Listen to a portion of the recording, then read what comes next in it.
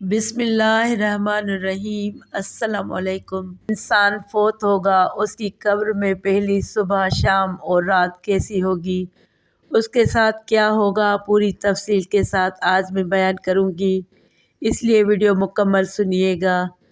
موت ایک ایسی حقیقت ہے جس پر ہر شخص یہ یقین رکھتا ہے کہ اس سے دو چار ہونا ہے اور اس کا تلخ جام پینا ضروری ہے۔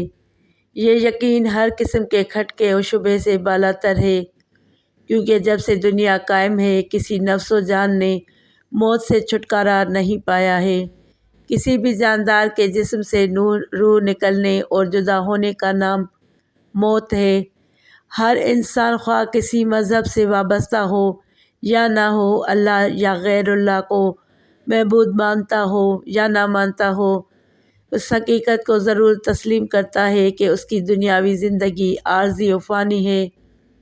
حضرت علی رضی اللہ تعالیٰ عنہ کی خدمت میں ایک شخص حاضر ہوا اور پوچھنے لگا کہ اے امام علی، قبر میں انسان کی پہلی رات کیسے گزرتی ہے؟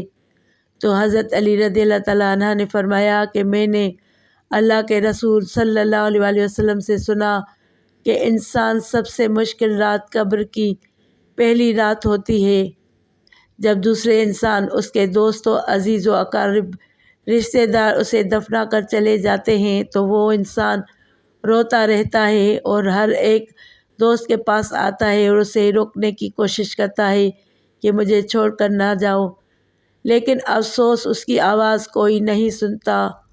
حضرت ابو سعید خدری رضی اللہ تعالیٰ عنہ سے روایت ہے کہ رسول اکرم صلی اللہ علیہ وآلہ وسلم نے فرمایا، لوگوں اپنی موت کو یاد کیا کرو۔ قبر ہر دن اپنے مردوں سے اعلان کرتی ہے کہ میں غربت اور تنہائی کا گھر ہوں، کیڑے مکوڑوں کا گھر ہوں، مٹی کا ڈھیر ہوں۔ جب مومن کو دفن کیا جاتا ہے تو قبر اسے مرحبا کہہ کر خوشخبری دیتی ہے کہ میری پشت پر چلنے والوں میں سے تو بڑا محبوب تھا، آج میں تیری ہو گئی اور تو میرے پاس آ گیا، آج میرا احسان دیکھ۔ یہ کہہ کر قبر کشادہ ہو جاتی ہے اور جنت کا دروازہ کھول دیا جاتا ہے، جہاں سے اس کو تازی ہوا آتی ہے۔ حضرت ابو ہریرہ رضی اللہ تعالیٰ عنہ کا بیان ہے کہ حضور اکرم صلی اللہ علیہ وآلہ وسلم ایک جنازے میں شریک تھے اور میں بھی آپ صلی اللہ علیہ وآلہ وسلم کے ہمراہ تھا۔ آپ ایک قبر پر بیٹھ گئے اور فرمایا کہ یہ قبر ہر روز بآواز بلند کہتی ہے کہ آدم کی اولاد، تو کیوں مجھے بھول گیا؟ کیا تجھے یہ معلوم نہیں کہ میں تنہائی کا گھر، غربت کا گھر، وحشت کا گھر اور کیڑے مکوڑوں کا گھر ہوں؟ مگر اللہ جس کے لیے کشادگی کا حکم فرمائے گا اس کے لیے کشادہ ہو جائے گی۔ اس کے بعد آپ صلی اللہ علیہ وآلہ وسلم نے فرمایا، اے قبر، تو یا تو جنت کا چمن ہے یا تو پھر آگ کا ایک تندور ہے۔ حضور اکرم صلی اللہ علیہ وآلہ وسلم نے فرمایا کہ جب قبر میں رکھا جاتا ہے تو قبر اسے کہتی ہے، اے ابن آدم، تو ہلاک ہو، تجھے کس چیز نے مجھ سے دھوکے میں رکھا؟ کیا تجھے معلوم نہ تھا کہ میں کیڑے مکوڑوں کا گھر ہوں؟ تجھے کس چیز نے مجھ سے بہکا کر نڈر کر دیا اور تو میری پشت پر بہت اکڑ کر چلتا تھا؟ اگر وہ مردہ نیک ہوگا تو جواب دینے والے اسے جواب دیں گے کہ اے قبر، تو دیکھ تو صحیح اس کے اعمال کیسے ہیں، یہ اچھائی اختیار کرتا تھا اور برائی سے دور رہتا تھا۔ یہ سن کر قبر کہتی ہے، بے شک یہ نیک تھا، اب میں اس کے لیے سرسبز ہو جاتی ہوں۔ مردے کا جسم اس وقت منور ہو جاتا ہے اور اس کی روح اللہ تعالیٰ کی طرف بھیج دی جاتی ہے۔ حضرت عبداللہ بن عبید رضی اللہ تعالیٰ عنہ سے روایت ہے کہ حضور اکرم صلی اللہ علیہ وآلہ وسلم نے فرمایا کہ مردہ قبر میں پیشتا ہے اور اس لوگوں کے گھروں کی آواز بھی سنتا ہے جو اس کے ساتھ جنازے میں گئے ہوں۔ مردے سے اس کی قبر کہتی ہے کہ اے ابن آدم، تیری ہلاکت ہو، تو نے میری تنگی، بدبو اور کیڑے مکوڑوں کا خوف نہیں کیا، اس لیے تو نے ان چیزوں سے بچنے کے لیے تیاری نہ کی۔ بدعمال مردے سے قبر کہتی ہے کہ تو نے میری تاریکی، میری وحشت، میری تنہائی اور تنگی، میرا غم تجھے یاد نہیں رہا، اس کے بعد قبر اس کو جکڑ لیتی ہے اور فرشتے اس کو ہتھوڑوں سے ایسے مارتے ہیں کہ اس کی پسلیاں ادھر کی ادھر ہو جاتی ہیں۔ پھر دوزخ کی کھڑکی اس پر کھول دی جاتی ہے اور وہ مردہ حشر تک اس عذاب میں مبتلا رہتا ہے۔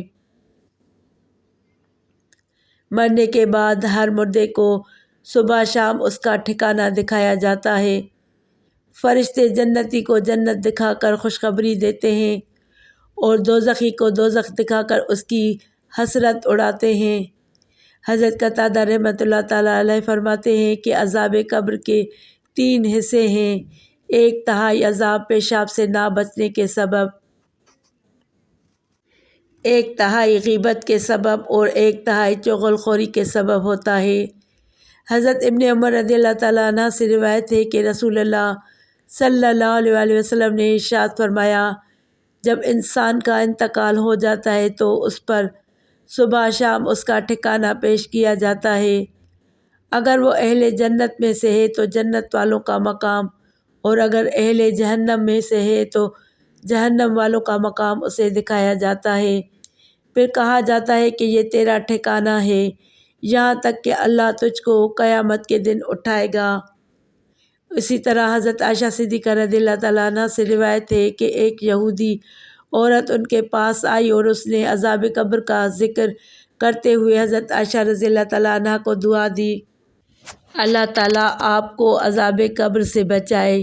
حضرت عائشہ رضی اللہ تعالیٰ عنہ نے رسول اللہ صلی اللہ علیہ وسلم سے اس بابت سوال کیا کہ کیا واقعی عذاب قبر ہوتا ہے؟ تو رسول اللہ صلی اللہ علیہ وسلم نے فرمایا، جی ہاں، عذاب قبر برحق ہے۔ حضرت عائشہ رضی اللہ تعالیٰ عنہ فرماتی ہیں، اس کے بعد میں نے رسول اللہ صلی اللہ علیہ وسلم کو ہمیشہ دیکھا کہ ہر نماز میں آپ عذاب قبر سے پناہ مانگتے تھے۔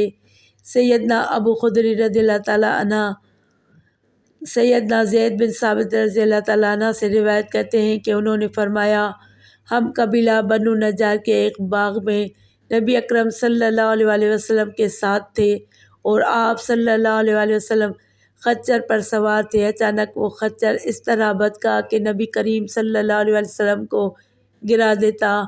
وہاں دیکھتا تو 4، 5 یا 6 قبریں تھیں۔ ارشاد فرمایا، ان قبر والوں کو کون جانتا ہے؟ ایک شخص نے کہا، میں جانتا ہوں۔ پوچھا، یہ کب فوت ہوئے؟ تو بتایا گیا کہ شرک پر مرے ہیں۔ تو ارشاد فرمایا، یہ امت اپنی قبروں میں آزمائی جاتی ہے۔ اگر مجھے اس بات کا اندیشہ نہ ہو کہ تم مردے دفن کرنا چھوڑ دو گے تو میں اللہ تعالیٰ سے دعا کرتا کہ وہ تمہیں وہ عذاب قبر سنوا دے جو میں سنتا ہوں۔ سیدنا زید رضی اللہ تعالیٰ عنہ نے کہا، پھر نبی اکرم صلی اللہ علیہ وسلم ہماری طرف متوجہ ہوئے اور فرمایا، تم آگ کے عذاب سے اللہ کی پناہ مانگو۔ صحابہ کرام رضوان اللہ عنہم اجمعین نے کہا، ہم جہنم کے عذاب سے اللہ کی پناہ مانگتے ہیں۔ اللہ تعالیٰ سے دعا ہے کہ ہم سب کو مرنے سے پہلے مرنے کی تیاری کرنے کی توفیق عطا فرمائے، اور جو مسلمان اس دنیا سے جا چکے ہیں ان کی بخشش فرمائے، آمین۔